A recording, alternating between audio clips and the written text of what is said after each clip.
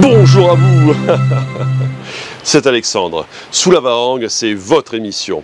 Sous la Varangue est une émission culturelle consacrée à l'art, aux traditions, à l'histoire et à l'événementiel. Aujourd'hui, nous retournons à ce concours de jeunes entrepreneurs qui se tient aux Beaux-Arts, à l'Université des Beaux-Arts en 2023, et nous allons nous intéresser à un système d'assistance sociale qui tient compte de la cohésion familiale. Et c'est tout de suite dans Sous la Varangue.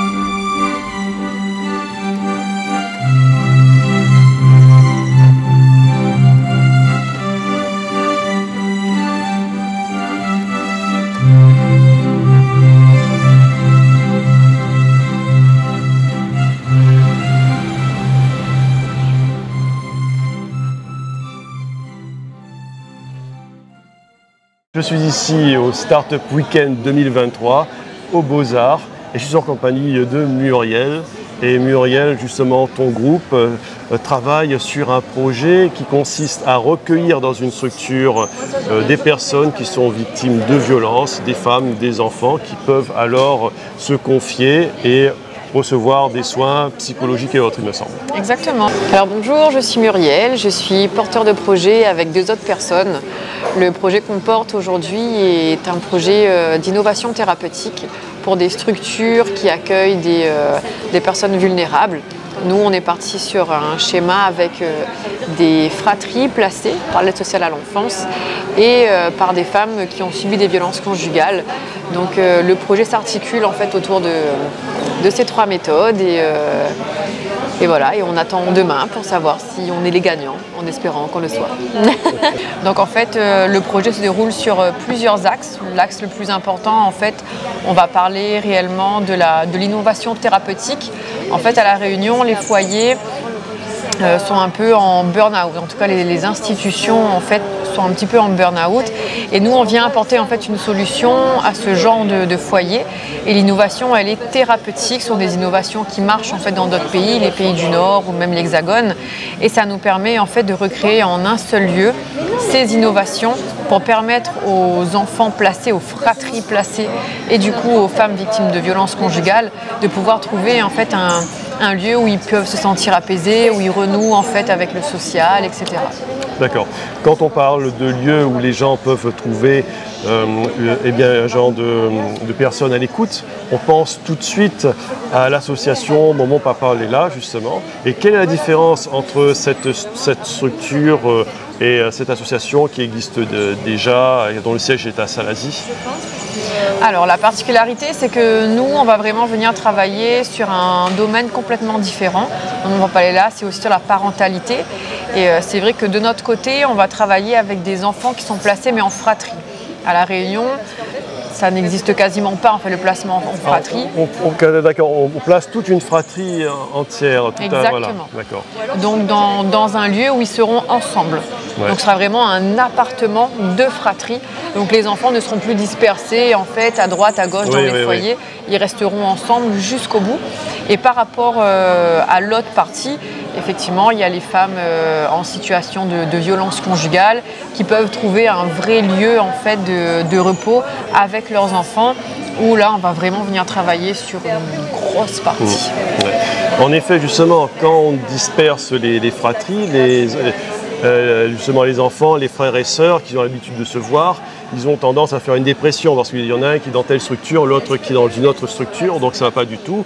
Et on peut leur apporter toute l'aide du monde. Le fait d'être séparés de leurs frères ou de leurs sœurs, c'est un déchirement, c'est un traumatisme.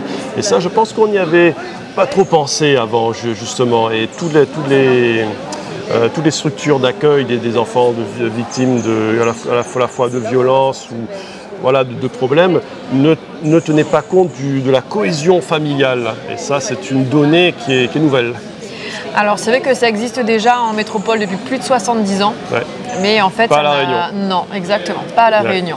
Donc c'est vrai que nous, notre but est de pouvoir récupérer ce qui fonctionne déjà en fait dans l'Hexagone et de pouvoir le ramener en fait sur notre île et de le ramener, mais avec cette partie innovation qui manque effectivement un peu dans certains foyers en fait de l'île.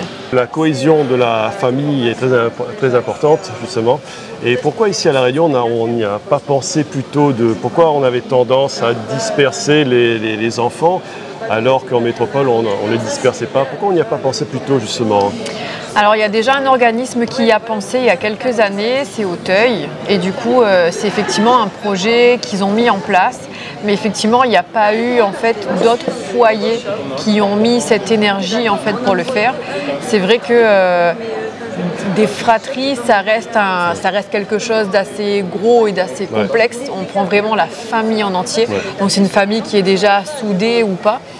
Je pense que la complexitude a fait que, et peut-être que c'est le temps aussi qui n'a pas permis, quand on a un foyer qui est basé en fait sur un modèle particulier, c'est vrai qu'on continue en fait comme ça, c'est simple, ça a déjà existé, donc on y va. Effectivement, pour Auteuil, voilà, personne n'a suivi et voilà, plus de 70 ans en fait que ça existe ailleurs et pas chez nous. Là, c'est vrai qu'il manquait quelque chose en fait. Et nous, on a voulu vraiment ramener aussi cette partie complètement innovante de la thérapie dans justement ce foyer qui permet aux jeunes d'avoir tout ce qu'il a besoin vraiment à portée de main. D'accord. Là, on parle d'innovation, mais devrait-on pas plus s'adresser aux structures d'aide sociale, leur faire des lettres ou est-ce que ça ne serait pas plutôt l'aide sociale qui devrait être touchée ou est-ce qu'on ne devrait pas essayer de changer les choses à la source? En fait, ils ont déjà fait une demande qui s'appelle la désinstitutionnalisation. Et en fait, c'est complexe. Quand on a un foyer qui fonctionne déjà depuis longtemps ou qui a quelques carences en fait institutionnelles, le problème est que le temps en fait de mettre en place certaines choses et le temps de trouver l'interlocuteur en fait, pour pouvoir le mettre en place, des fois ça peut faire 1 an, 2 ans, 3 ans. Et les porteurs de projets de base, ils annulent complètement en fait, ce qu'ils ont pensé. Et du coup, ça reste comme c'est. Il n'y a pas d'avancement à ce niveau-là. En fait, quelque part, c'est un problème administratif, puisque c'est la lenteur administrative, ce sont les dossiers qui restent bloqués. C'est toujours le problème lorsqu'on s'intéresse, lorsqu'on va voir la personne compétence qui dit « allez voir mon collègue là-bas », l'autre dit « allez voir mon collègue ». Je redescends l'étage, 5e étage, redescends 2e étage. Et puis après, c'est un peu ça, effectivement. Bon, j'exagère, je caricature, mais il y a un petit peu de ça. Effectivement, bien sûr. Bien sûr, parce qu'il y a beaucoup d'éducateurs et ont en fait soulevé énormément en fait, de problématiques. Mais le temps de le faire, ce temps très long, ne permet plus à un moment en fait, d'avoir confiance. C'est vrai qu'on en parle 1 fois, 2 fois, 3 fois, ça ne fonctionne pas, on abandonne. C'est un peu comme tout. Hein. Donc, voilà. Peut-être qu'il faudrait faire une lettre au préfet, qui sait, au préfet carrément, peut-être que lui pourrait agir en amont, puisque l'administration... Ça a déjà été fait. En fait, ça a été fait, c'est pour ça qu'ils ont fait des propositions de loi. Mais le temps que les lois soient acceptées, c'est un peu comme l'abolition de l'esclavage, on en a parlé en telle année, puis quelques années plus tard, c'est arrivé ici, il a fallu encore 2 mois pour que ce soit complètement OK chez nous. Donc en fait, c'est exactement la même chose. Il y a des lois qui sont là, il y a des lois qui disent voilà, qu'on évite de déplacer les fratries, à part si vraiment il n'y a pas de possibilité de les garder ensemble. Mais de base, une loi a été sortie qui dit que les fratries devraient être placés ensemble. À l'heure d'aujourd'hui, ça reste très complexe en fait, de pouvoir le mettre. C'est où comme nous, on invente une nouvelle structure et on le met en place tout de suite et on essaie en fait, de fédérer avec les foyers déjà existants pour leur permettre justement de se rendre compte que, mine de rien, n'y a peut-être pas besoin d'autant de travail, peut-être pas besoin de mettre autant d'humains dedans. Ouais. Et c'est ce qu'on a envie aussi, d'être vraiment cette structure pilote qui permettra effectivement à d'autres foyers ou d'autres structures, peu importe laquelle, de pouvoir se dire ben voilà, ils l'ont fait, on peut aussi le faire, et de fédérer petit à petit comme ça les structures sociales. Bien. Bien, espérons que votre action, l'action de votre groupe, il s'appelle comment votre groupe déjà?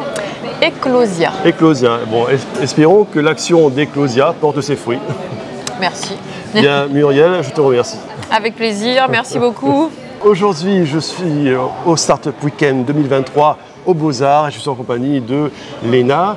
Et Léna, tu as un projet top secret justement dont tu veux garder la surprise pour ce Startup Weekend.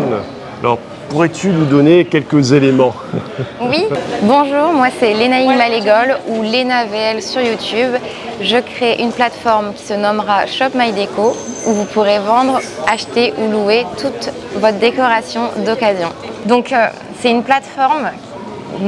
En fait, je suis jeune youtubeuse et également passionnée de décoration. J'ai eu une carrière dans l'événementiel et de par mon expérience, j'ai pu constater deux problèmes. Le premier problème, c'est le gaspillage et le deuxième problème, c'est l'inflation. Aujourd'hui, c'est très dur de décorer nos événements ou chez nous, notre intérieur, et ça sera de plus en plus dur.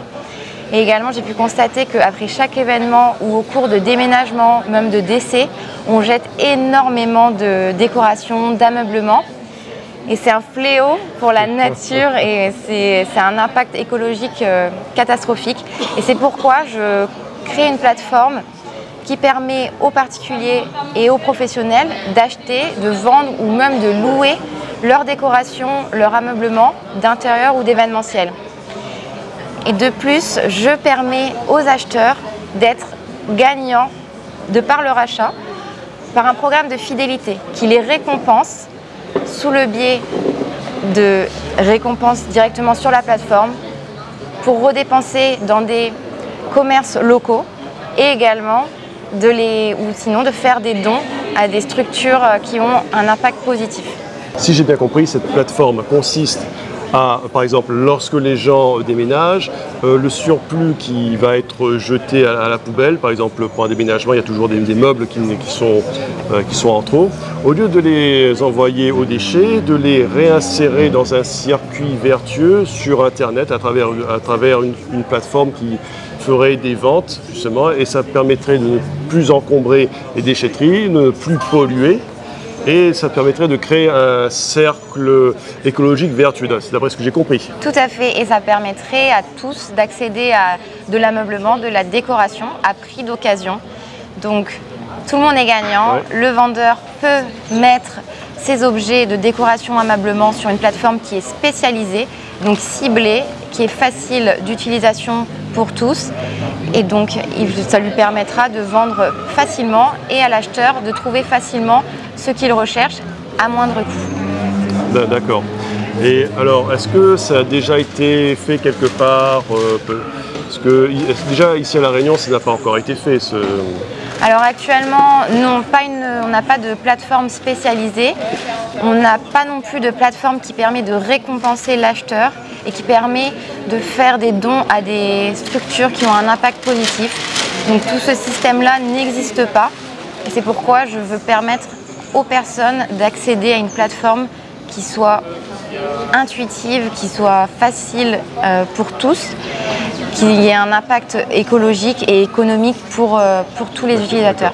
Mais cette plateforme existe-t-elle ailleurs, par exemple en Europe, en métropole, ce type de plateforme justement? Alors, on a des plateformes qui proposent plusieurs objets divers et variés. Donc, vous pouvez avoir une maison, aussi bien un vélo, aussi bien une voiture. Moi, je propose vraiment... De la récupération de surplus, en fait. Voilà, moi, je propose vraiment une spécialité. De consommation, en fait. Le problème, c'est la consommation. On essaye de gérer parce qu'on est dans une société où on ne sait plus quoi faire, tellement on consomme, on jette. Le surplus de déchets que l'on crée, on ne sait plus quoi en faire. Et là, on essaye de créer des objets à prix abordable, justement, en les recyclant à travers des meubles ou autres. Tout à fait, et aussi c'est pour créer une plateforme qui est vraiment spécialisée dans la décoration et l'ameublement. donc que ce soit intérieur ou événementiel, donc pour permettre à l'utilisateur que ce soit facile, qu'il n'ait plus à chercher entre plusieurs annonces qui n'ont rien à voir avec sa demande. Et aujourd'hui, le temps, les gens courent après le temps. Le temps, c'est de l'argent. Voilà, donc je permets de faciliter ce gain de temps, tout simplement, aux utilisateurs et d'aller à l'essentiel de ce qu'ils recherchent. Si je comprends bien, c'est les meubles qui sont en trop d'un déménagement. On les remet dans un circuit et ces meubles, ils vont être transformés peut-être, ils vont être améliorés et peut-être transformés soit en meubles du style un petit peu Ikea, ils vont être améliorés je pense, non, pour être relancés dans le circuit. Alors, restaurés peut-être. Alors là, c'est vraiment l'utilisateur, donc le vendeur qui met ses meubles en vente, sa décoration en vente. Après, l'acheteur fait ce qu'il veut. Il peut customiser les objets comme il le souhaite. Okay. Donc les meubles ne sont pas retravaillés ni restaurés, c'est l'acheteur qui fait, voilà, c'est au choix, quoi. Donc voilà. Ce qui permet une plus grande fluidité, quoi, puisque Nous, on propose de mettre en relation tous ces vendeurs et acheteurs qui cherchent de la décoration, qui cherchent une plateforme avec de l'inspiration, des idées, et que ce soit une plateforme communautaire et qui ait un impact positif sur la planète. Et sur leur portefeuille. La plateforme, elle ne propose pas des meubles d'antiquaire, mais des meubles un petit peu Ikea, abordables pour tout le monde, pour un chacun qui a besoin de remeubler son intérieur, je pense. Oui, ça propose, c'est les meubles que tout le monde a chez soi, la décoration que tout le monde a chez soi, la décoration que vous allez décorer votre mariage et vous ne savez plus quoi faire de votre décoration de mariage. Bah, maintenant, vous pouvez la vendre ou la louer. Et ça vous fait du coup un gain de place, un gain d'argent. Et vous n'êtes plus obligé de jeter toute cette décoration ou vos meubles. D'accord. Et donc cette opération, ça s'appelle comment ce groupe, cette idée justement Alors c'est une plateforme. C'est le nom de la plateforme, c'est Shop My Déco. Alors c'est Shop My Déco, voilà. Shop My Déco. Et on souhaite le meilleur pour Shop My Déco. Et Léna, je te remercie. Merci beaucoup. Écoutez, si vous voulez suivre mes aventures sur YouTube, je partage ma création d'entreprise. Oui, parce que tu es youtubeuse. Tout à fait. Et on peut retrouver Shop My Déco sur les réseaux sociaux, Alors vous pouvez me retrouver sur Léna VL sur YouTube. D'accord, Léna VL sur YouTube, voilà. Tout à fait. Merci Alexandre. J'espère que ce concours de jeunes entrepreneurs aux Beaux-Arts du Port en 2023 vous a plu et vous a inspiré aussi. Et moi, je vous souhaite une bonne journée et je vous donne rendez-vous pour un prochain numéro de Sous la Varangue. À très bientôt.